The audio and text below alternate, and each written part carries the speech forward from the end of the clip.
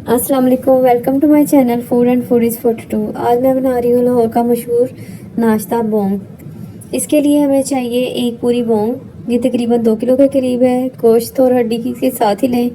हड्डी में नलियाँ और गुट वगैरह होते हैं, वो सारा कुछ साथ इकट्ठा लें और इनको वॉश करके छलनी में डाल के खुश्क कर लें। गोश्त जो है उसे अच्छी तरह साफ़ करें ताकि इसमें से कोई स्मेल वगैरह ना आए।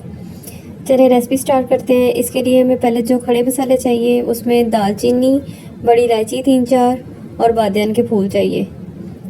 ये सारी चीज़ें जो हैं ये खड़े मसाले हैं। हरे मसाले में हमें 2 मीडियम साइज़ के प्याज, 8-10 लहसुन के जवे और अदरक का पेस्ट चाहिए 2 टेबल स्पून। 1 कप हमें दही चाहिए। सबसे पहले हम 1 कप ऑयल डाल के पतीले में कटे हुए प्याज और लहसुन जो है इनको शैलो फ्राई करेंगे। इनको मीडियम आंच पे फ्राई करना है, इनको बहुत ज़्यादा ब्राउन नहीं करना, शैलो फ्राई करना है। शैलो फ्राई करने के बाद इनको हम इसमें से निकाल लेंगे। प्याज शैलो फ्राई हो चुके हैं, इसको हम अलग से एक बर्तन में निकाल लेंगे और इसको ग्राइंड करेंगे। इसको ग्राइंड करने के लिए 1 टमाटर और 1 कप जो हमारे पास दही था वो और ये सारे प्याज डाल के इसको अच्छा सा पेस्ट बना लेंगे। ये पेस्ट बना के साइड पे रख लें। अब खड़े मसाले लें, जो ऑयल बचा हुआ था पतीले में उसमें डालें और उसके अंदर गोश्त डाल दें। जब इनकी खुशबू आने लगे तो इसमें 2 चमचे लहसुन अदरक का पेस्ट डाल के इसको भूनें।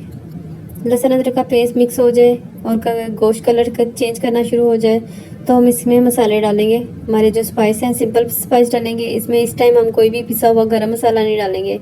नमक, मिर्च, हल्दी और सूखा धनिया, सिर्फ ये मसाले डाल के इसको भून लेना है अच्छी तरह से। ये देखिए ये सारे मसाले ऐड कर दें और इसको भून लें। कभी भी जो लॉन्ग टाइम पकाने वाली चीज़ें हैं उसके अंदर पिसे हुए गरम मसाले नहीं डालने, नहीं तो वो काली हो जाएगी रंगत उसकी। ये जो हमने पेस्ट बनाया था प्याज और टमाटर का दही डाल के ये इसमें डाल दिया। पेस्ट बनाने की वजह ये है कि इसमें प्याज जो है वो तैरते हुए नज़र ना आए।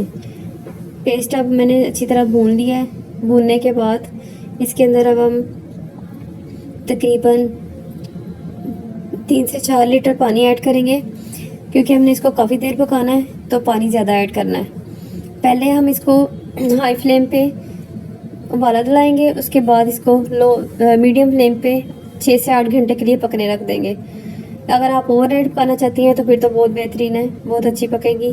6 से 8 घंटे मेरी बोंग पक चुकी है। अब देखिए ये बिल्कुल रेडी है, इसमें से पानी खुश्क हो चुका है और बहुत अच्छा सा जो है शोरबा तैयार हो गया है। आप चाहें तो हड्डियाँ जो है नलियाँ अलहदा से निकाल लें और इसकी मीखे निकाल लें। सर्व करते वक्त ऊपर छिड़क लें। गोश्त बहुत अच्छा बेहतरीन गल गया है। गरम मसाला जो है वो सर्व करते हुए ऊपर से छिड़कना है, इसके अंदर मिक्स नहीं करना वरना इसका शोरबा काला होगा। ये देखिए बहुत ही लजीज बोंग तैयार हो चुकी है।